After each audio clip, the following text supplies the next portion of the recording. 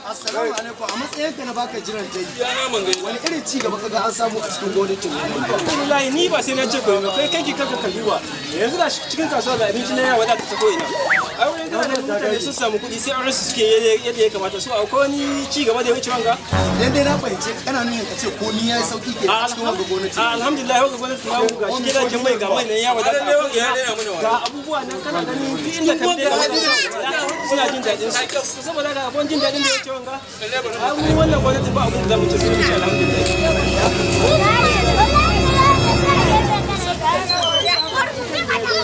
Rayuwa ne yanzu nan komi da komi ya sauri a wannan rayuwa kamar da ciko ga zamani da muke ciki kuma gona kai ruwa shi ne dace dan kai noma ya ki tashi wurin na amisi ya wadata kai yadda kake so amma san Allah sun kai ba ka yadda kake so